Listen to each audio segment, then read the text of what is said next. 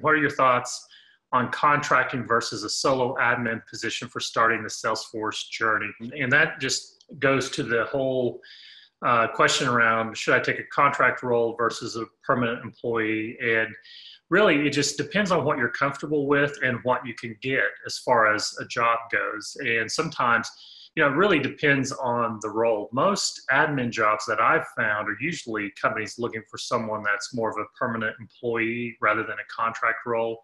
There are contract and even part-time jobs out there for admins, though.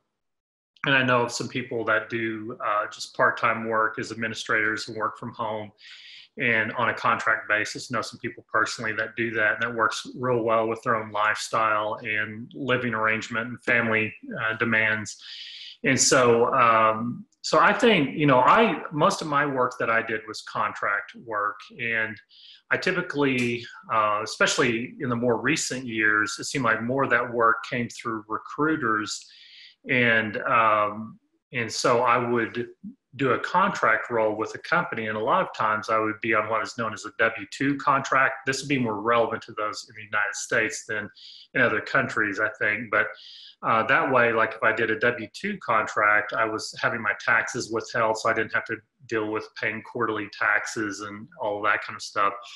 And so it really just depends on what you're comfortable with. Some people are really scared of going out and contracting because there's this view like, oh, if I take a 3 or 6 month contract, that's more volatile than a permanent position with the company.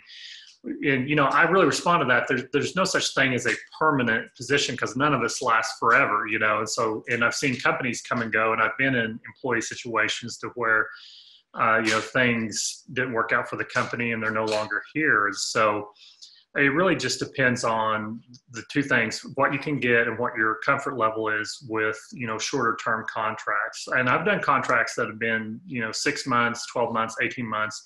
My first role as a Salesforce professional was as a Salesforce developer, and that was a contract opportunity. And that was for a large business process outsourcing company, and it was intended to be a 6 month contract. And because I had apparently done a good job for them, they kept extending that contract, and I ended up being there 3.5 years. And so that was probably one of my longest stints anywhere, was 3.5 years actually. And so I'm, really comfortable with doing contract work because that's just the nature of the roles that I've been in. And that tends to be more developer type roles. And then prior to Salesforce, I did technical writing. And that is another role that is really conducive for a contract role because you bring in a writer towards the end of a software development project, and you just need them to write up the help or the online help or the user manual, and then you just send them along their merry way and have someone else maintain that document. So I would go from contract to contracted.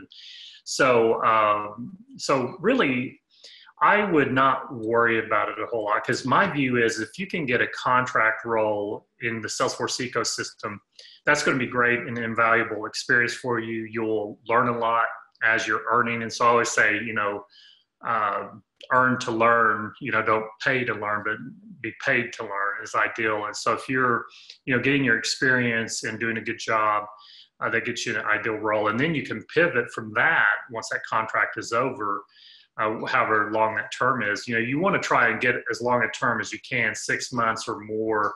I found that contracts that are shorter than that aren't really real conducive for getting a lot done, because it takes several weeks just to get up to speed with an org and find out what they need and to be able to truly contribute. So hopefully that you find that helpful